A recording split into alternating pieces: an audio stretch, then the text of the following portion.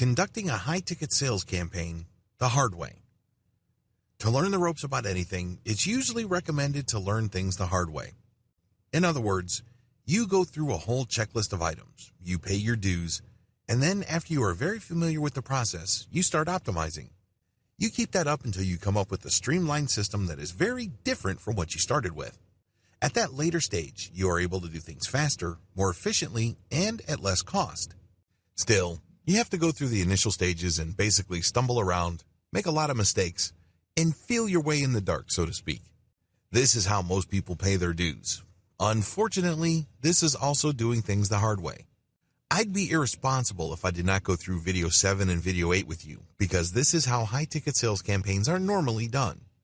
Unfortunately, for the vast majority of marketers who go through this process, they get chewed up and spit out. They end up failing.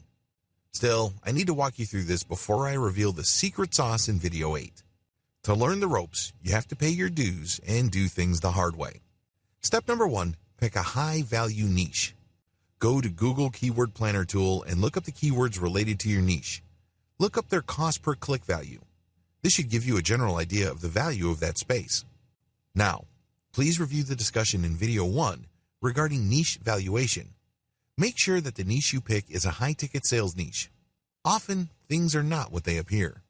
Step number 2, develop a high-value brand in your target niche. Developing a high-value brand takes quite a bit of work and time.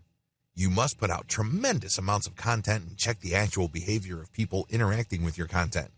Do they click through deeper and deeper into the guts of your website? Or do they just click through a piece of content and then they bounce right back out? To develop a high-value brand, you must first focus on your winners. These are pieces of content that attract a lot of traffic from the internet. These are pieces of content that push people deeper and deeper into your site. Here's the secret. To build a high-value brand, you must focus on content that engages your target audience members. It's very tempting to think that this is just a matter of popularity. When you look at your statistics, whether it is Google Analytics or StatCounter, it's tempting to just go with the pages that get a lot of traffic. But you have to dig deeper than that. You have to look at where people go. Are people going to content that speak to the needs of high-ticket sales customers? Or are people just getting information, drilling deep into your site for more basic information, and then leaving? It should be obvious to you which you should focus on. Do not just replicate your strongest pages. If those strong pages are not about high-ticket sales, ditch them.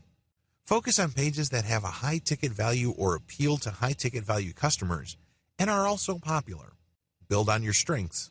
Scrap the rest. Step number 3, distribute content that filters your customer segments. When you build different pieces of content on your website, you use this to filter people based on whether they are your target high-ticket sales audience members or not. You should do the same with content that you share or post throughout the rest of the internet. At this point, I'm assuming that you already know the basics of content marketing. You share content in the form of comments, blog posts on third-party platforms, as well as logger posts and curated material on social media platforms. All of these condition people to go to your website. Your content on your website then serves to filter them and eventually convert them. That's how you play the game, or at least that's how you should play the game. It's really important to make sure that even that outer ring of content in your high-ticket sales niche filters your customer segments. In other words, you don't want tire kickers or people who are just looking for information but are unwilling to pay anything to even hit your website. Why bother? They're a waste of time. I know that sounds rude, but it's also the truth. Because you're trying to create a system that converts online traffic into a lot of money, you do not have the time to mess around with volume traffic that doesn't go anywhere. This is why you need to distribute content that filters your customer segments based on these other platforms.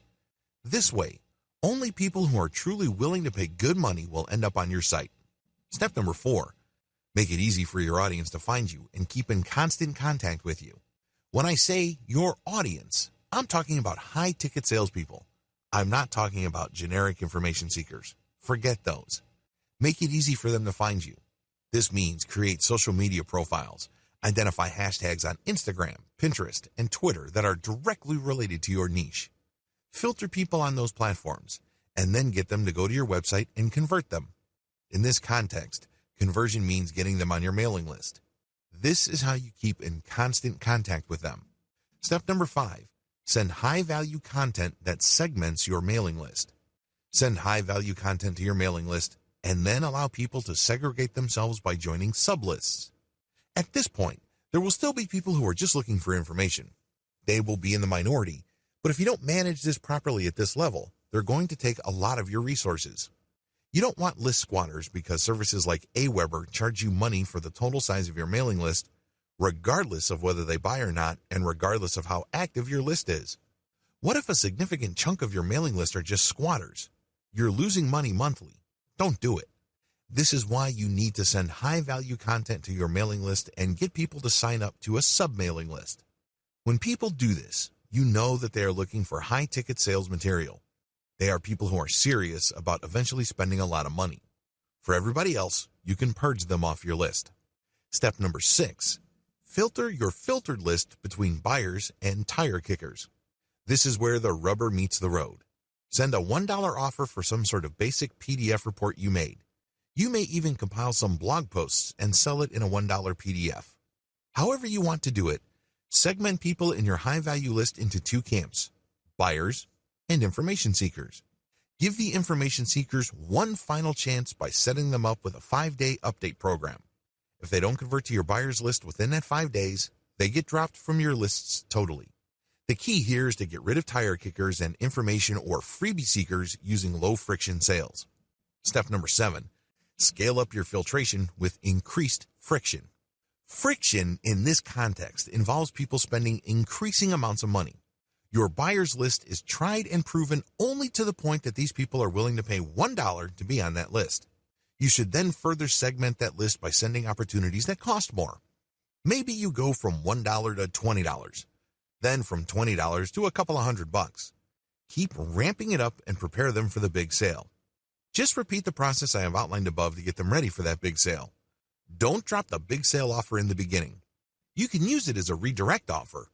When people buy, they get a confirmation page, and that confirmation page would have that big offer, or at least talk up the big offer.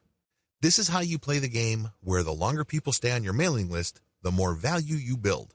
Step number 8, give your buyers list what they're looking for.